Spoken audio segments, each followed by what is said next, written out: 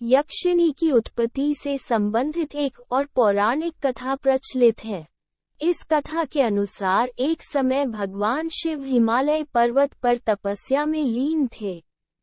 माता पार्वती अपनी सखियों समेत उनकी सेवा में लगी हुई थी। वो उनकी सेवा उन्हें पति के रूप में प्राप्त करने के उद्देश्य से कर रही थी। उसी समय कामदेव वहां आ गए। कामदेव वहां भोलेनाथ की तपस्या को भंग करने आए थे। वो ये कार्य देवराज इंद्र और अन्य देवों के कहने पर कर रहे थे।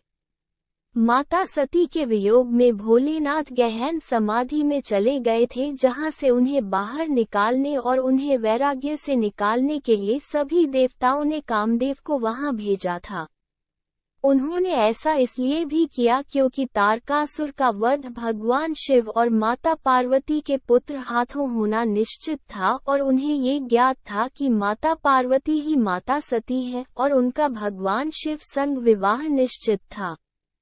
अनुसार जब कामदेव ने भगवान शिव की तपस्या भंग करने के लिए बाण चलाया, तब माता पार्वती को कामदेव के इस कार्य का पता चल गया था।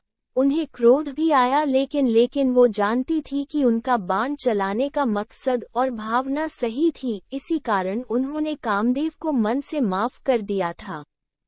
माता ने उन्हें क्षमा तो कर दिया था, लेकिन बाण के कारण उनके माथे पर पसीना आ गया। माता ने उन बूंदों को अपने हाथ से पोंछा और जमीन पर फेंक दिया।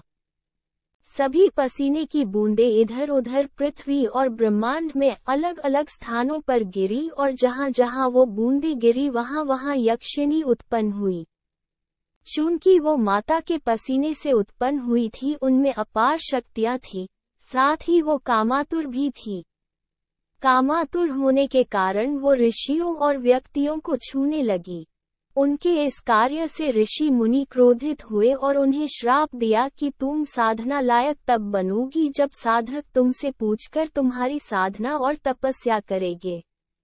इसी श्राप के बाद से उनकी साधना का विधान इस धरती पर शुरू हुआ। भगवान भोले शंकर पर कामदेव द्वारा चलाए बाण और का उल्लेख हिंदू धर्म ग्रंथ शिव पुराण में भी किया गया है। कामदेव के इस कृत्य से भगवान शिव बहुत क्रोधित हुए और उन्होंने क्रोध में आकर अपने तीसरे नेत्र को खोलकर उसको भस्म कर दिया था।